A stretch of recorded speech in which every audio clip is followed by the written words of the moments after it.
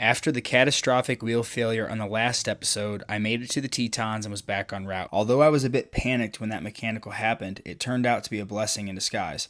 It forced me to slow down and rest and gave me the opportunity to meet some incredible people and have some experiences I otherwise might not have had. For day 15, I was going to get to ride through Yellowstone National Park. I had been spoiled with church hostels the last few nights and had forgotten how much time it takes to break down camp and pack up the bike. I was bike packing and doing it light, so packing the bike was like Tetris. Everything had its place. I would carry oatmeal at all times and had a lot of mornings where I would just eat that for breakfast. From the very start, this was shaping up to be an unbelievable day of riding.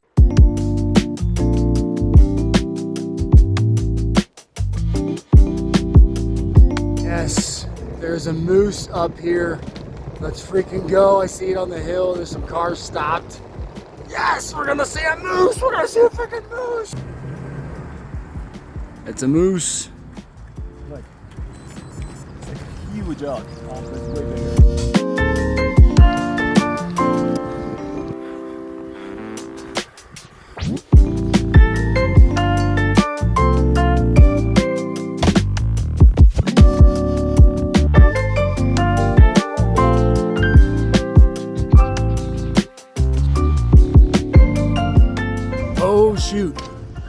Oh shoot. I was like, why is everybody stopped?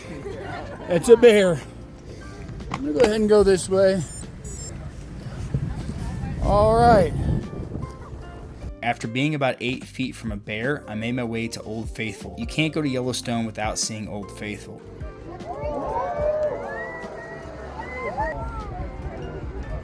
From there, I saw some wild buffalo, more pretty stuff, and an elk. I would say I got the full Yellowstone experience. Eventually, I made my way into Montana and West Yellowstone. West Yellowstone is giving me like serious Branson, Missouri vibes. I got some groceries for the night and then found a campground a few miles outside of town. The next morning, my neighbors from California invited me over for breakfast, and it was delicious. Today was going to be another big day. I would need to ride about 135 miles to make it to Dillon, Montana, where there was a hostel for me to stay at for the night. It would be a big day, but a great day.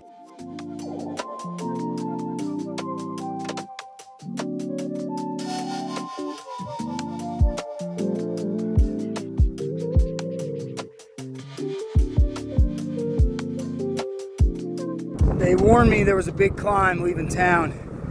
This is an almost 8-mile climb with just under 2,000 feet of elevation gained. It's about to storm its ass off, and I still got almost 6 miles to climb. I'm gonna see if these people here will let me kind of take shelter under this overhang up here. All right, guys, I'm here with Matt.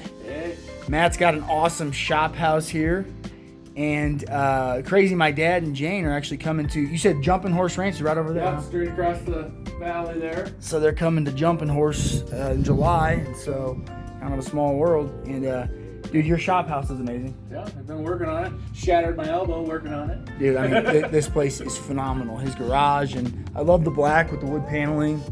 Just, that's my wife. It looks, she's a designer. Looks awesome. So yeah, I don't want to get caught in another storm, so chilling here. Back at it. Winds are freaking nasty.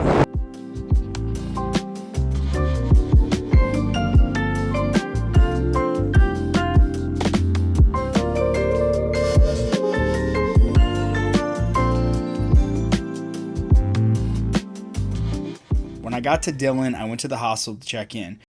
I hit the jackpot. So I called Larry, and he's like, yeah. He's like, here's the code. Place is all yours. So we got a bathroom in here. Freaking little like chilling area. Look at this. I'm not gonna be camping tonight. There's a cot. I'll put the air mattress on. Got a fridge and a microwave. And then here's a shower. From there, I went and got some food to make. I had a microwave at the hostel, so I was going to eat good tonight. Anytime on the trip that I had access to water and some spare time, I would do my best to hand wash my clothes. Look at the water. It's like brown. It's probably mostly from the socks, to be honest, but this was day 16 of my trip, and this place had a scale, so I was interested to see what I weighed. I was 204, which was down about 12 pounds from where I had started the trip. The following day would be another big day. I would need to ride about 145 miles to get to Hamilton, Montana, where there were fairgrounds that allowed camping. It's been a few days since we've had a taint update, so I figured it's time. So, the skin, the flesh that covers the sit bones, which I guess is technically the taint, that's fine. Like, there's zero inflammation. I don't have any saddle sores or anything like that. It feels fine. But the bones themselves, I guess it's 2 sit bones we have, I don't really know. Those are a bit sore. Yeah, but no irritation with the skin itself. This would be a tough day. Heat, long climbs, mosquitoes, and headwinds.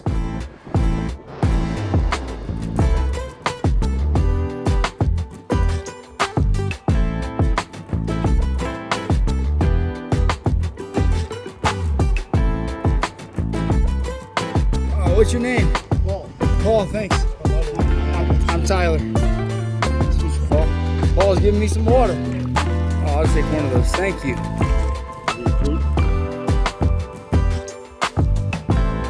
It's not humid, but it's definitely warmer today. These climbs, man. It's like Montana's flat, and then boom, 4-mile climb.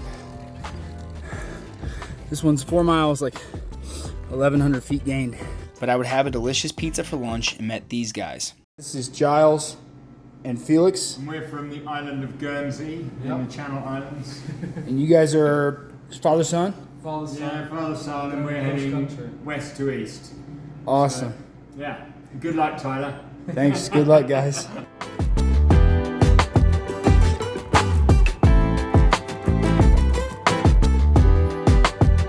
The winds are not favorable.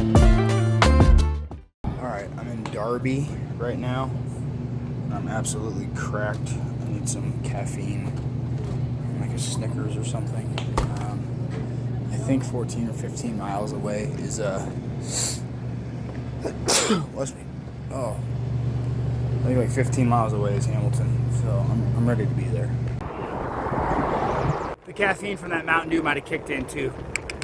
After nearly allowing the winds to break me, I made it to Hamilton, where I got some KFC and set up at the fairgrounds. So this place does not have a shower, but over there I found a spigot with a hose, and they had like a high pressure nozzle sprayer on it, and so I kind of basically got a shower.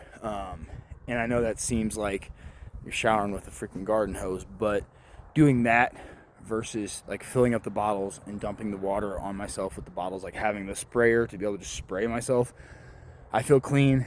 I feel like after a day like that, just all the sunscreen and bugs and just nastiness, it just feels good to wash all that off with the hose. I lucked out because mule days were happening at the fairgrounds, and I learned all about that the next morning. All right, Nick, tell me a little bit about mule days. Mule days. Well, it's just to get together of people that enjoy mules. You know, they come here and they have their wagons, they have competitions, they have clinics. You know, you've got the pygmy mules, you've got the working mules. It's just everything mule days. People dress up and stuff. Yeah, there's competitions with people that dress up, kind of like rodeo clown dress up, and they do all sorts of stuff. You know, kind of like barrel racing with their mules and such. This is crazy. Yeah.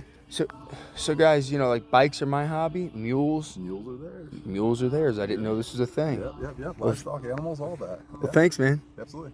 One of the rotors on my bike had been rubbing for a few days, and I wasn't too far from a bike shop in Missoula, Montana, and I also had some KC friends who were in Missoula at the time, so we were going to meet up at the bike shop, say hi. I was going to get the rotor fixed and then be on my way to Idaho, but things didn't exactly work out that way. The O'Neill boys, what's up? Dude, some familiar faces. This is incredible. What's up, guys? Not much, man. Look at the pup. The O'Neill family is from KC, but they live the van life. Their son, Kipton, is a seriously talented cyclist, and part of the reason why they travel around the country is so that he can compete. We went to 2 different bike shops, but they couldn't figure out the rotor rub, so I was going to be delayed a half a day in Missoula until the bike could get fixed the following day. Tyler and Kipton were boondocking, so I would need to find a place to stay. Luckily, I would find yet another trail angel. Guys, I appreciate you following along on this crazy adventure, and if you haven't subscribed to the channel yet for some reason, do me a favor and hit that button. Stay posted for the next video because I'm telling you, it just keeps getting crazier and crazier. But as always, until next time, keep crushing it.